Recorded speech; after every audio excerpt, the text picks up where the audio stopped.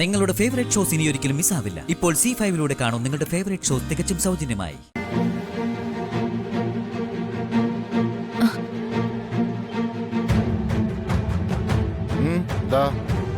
ഒളിഞ്ഞെന്ന് ചെവിവട്ടം പിടിക്കുകയാണോ? അല്ല, ഞാൻ മറ്റൊരു കാര്യത്തിന് ഇതിലെ വന്നതാ. മറ്റൊരു കാര്യത്തിന്? എന്നിട്ട് മുഖത്തൊരു കള്ളലക്ഷണമുണ്ടല്ലോ. അതെ, ആണുങ്ങൾ സംസാരിക്കുന്നത് ഒളിഞ്ഞെന്ന് കേൾക്കുന്നത് അത്ര നല്ല ശീലമൊന്നും അല്ല. പറഞ്ഞിട്ട് കാര്യമൊന്നുമില്ല. നിന്റെ കുടുംബ ഗുണമാ നീ ഇവിടെ കാണിക്കുന്നത്. അത് ഇന്നത്തോടെ നിർത്തിയേക്കണം.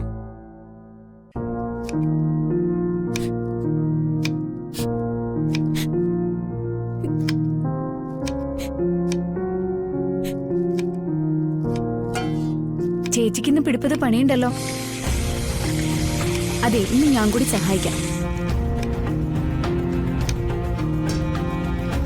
ഇന്നെന്താ ചേച്ചി രാവിലെ ഉണ്ടാക്കുന്നേ?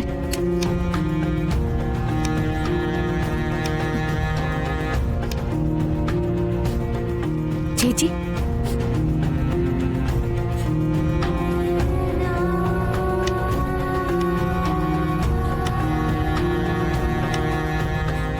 ചേച്ചി കരയാണോ? എന്താ ചേച്ചി പ്രശ്നം? ചേച്ചി കാര്യം പറ. എന്തിനാ കരയുന്നത്?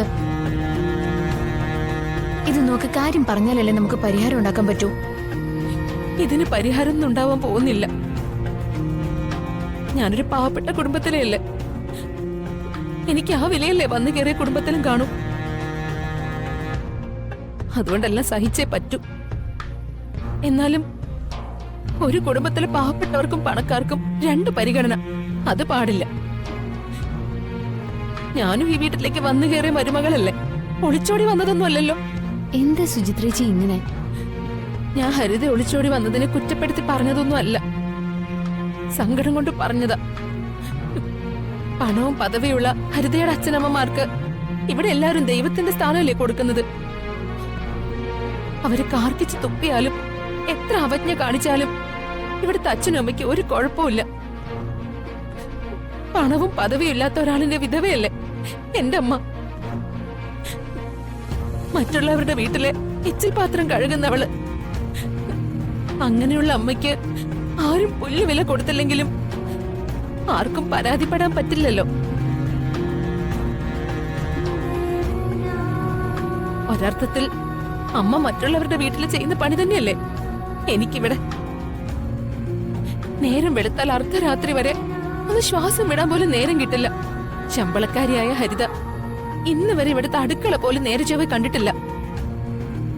അതിനാർക്കും ഒരു പരാതിയുമില്ല. ചേച്ചി പറയുന്നതൊക്കെ ന്യായം തന്നെ. പക്ഷെ അച്ഛനമ്മമാർക്കുമില്ലേ ചില പരിമിതികളൊക്കെ. ചേച്ചി അവര് മനഃപൂർവ്വം അവഗണിക്കുന്നതൊന്നുമല്ല. കോടീശ്വരിയായ ഒരു മരുമോളെ അടിച്ചും പിടിച്ചുമൊക്കെ അനുസരിപ്പിക്കാൻ പറ്റുമോ? അങ്ങനെ ചെയ്താ ഹരിത ചിലപ്പോൾ മനോജിനും കളഞ്ഞിട്ട് പോയെന്ന് വരും. അവർക്ക് മനോജിന്റെ ജീവിതം തകർക്കാൻ പറ്റുമോ? മൂത്ത മോന്റെ ഭാര്യയായ സുചിത്രേച്ചിയും ഇളയ മകന്റെ ഭാര്യയായ ഹരിതയും ഒരു വീട്ടിൽ ഒരുമിച്ച് കൊണ്ടുപോവാൻ വലിയ റിസ്ക് അമ്മ എടുക്കുന്നത്. ഇല്ലായ്മ അറിഞ്ഞു വളർന്ന ചേച്ചിയോട് മാത്രമേ അവർക്ക് എന്തെങ്കിലും അധികാരം കാണിക്കാൻ പറ്റൂ. അത് അവഗണനയല്ല, ഗതികേട് കൊണ്ടുള്ള അവസ്ഥയാണ്. സുചിത്രേച്ചി, ചേച്ചി അത് മനസ്സിലാക്കണം. എന്റെയും വർഷയുടെ മനസ്സില് ഒരു നാത്തൂന്റെ സ്ഥാനമല്ല, മൂത്ത ചേച്ചിയുടെ സ്ഥാനം സുചിത്രേച്ചിക്ക്. അമ്മയ്ക്ക് ഞാനും വർഷം മാത്രമല്ല പെൺമക്കൾ. ചേച്ചി അമ്മയുടെ സ്വന്തം മോളെ പോലെ.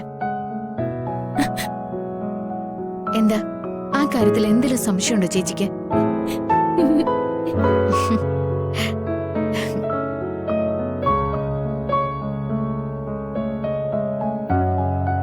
ആ ഹരിതയുടെ ഭർത്താവിന്റെ വീട്ടുകാര് കല്യാണം വിളിക്കാൻ വന്നപ്പോ നീ എന്തിനാ മാറിപ്പോയി കളഞ്ഞത്?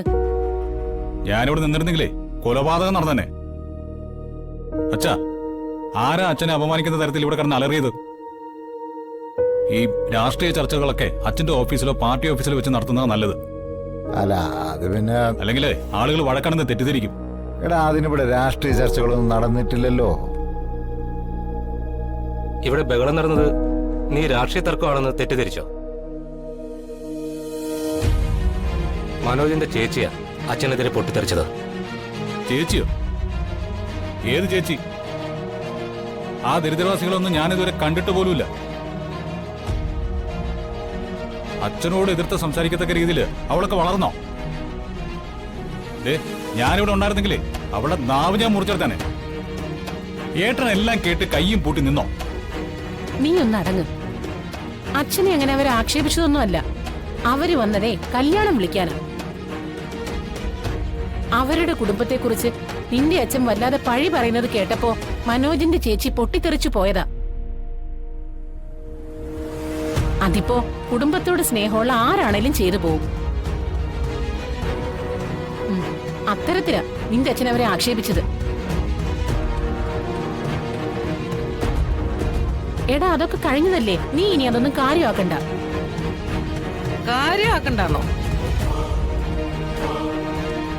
എന്റെ മോനെ ഈ വീട്ടിൽ കയറി വന്ന് അപമാനിക്കാൻ ധൈര്യം കാണിച്ചവളാ അഹങ്കാരി. അവളുടെ അനിയത്തിയുടെ കല്യാണത്തിന് ഈ വീട്ടിൽ നിന്ന് നമ്മൾ പോകാനോ കൂടാനോ പാടില്ല. അവളുടെ അനിയത്തിയെ കെട്ടാൻ പോകുന്നവന്റെ അച്ഛന്റെ സ്ഥാനത്ത് നിന്ന് എന്റെ മോൻ കല്യാണം നടത്തി കൊടുക്കണം അത്രേ. അങ്ങനെ ഒരു കാര്യവും നടക്കാൻ പാടില്ല. അച്ഛമ്മേ, എന്റെ സഹോദരിയെ തട്ടിക്കൊണ്ടുപോയി ഈ കുടുംബത്തിന് അപമാനം ഉണ്ടാക്കി വെച്ചവനാ ആ മനോജ്. അവന്റെ കുടുംബത്തിൽ നടക്കുന്ന ഒരു കാര്യത്തിനും നമ്മളാരും സഹകരിക്കാൻ പാടില്ല. ഏയ്, അതൊന്നും ശരിയാവില്ല. വിക്രമിന്റെ അച്ഛന്റെ സ്ഥാനത്ത് നിന്നുകൊണ്ട് ആ കല്യാണം നടത്തി കൊടുക്കാമെന്ന് ഞാൻ വാക്കു കൊടുത്തതാ.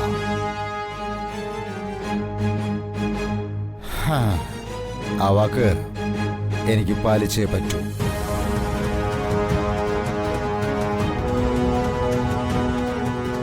കല്യാണത്തിന് എനിക്ക് പോയേ തീരൂ. അച്ഛ, നമ്മുടെ അഭിമാനം. വേണ്ട. എന്റെ മോനെന്റെ വലം കൈയാണ്, എന്റെ പ്രതീക്ഷയാണ്. അതൊക്കെ ശരി തന്നെ.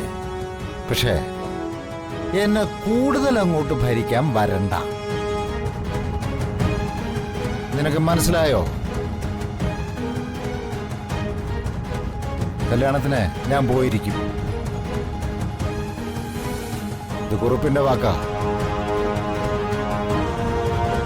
പാലിക്കാൻ പറ്റാത്ത വാക്കുകളൊന്നും കുറുപ്പ് കൊടുക്കാറില്ല.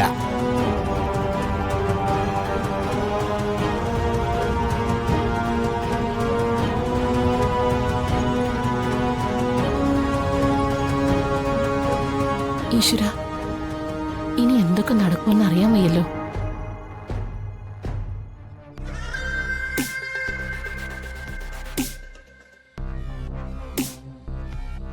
ഡൗൺലോഡ് ചെയ്യൂ C5 ആപ്പ്. കാണൂ എല്ലാ എപ്പിസോഡുകളും സൗജന്യമായി.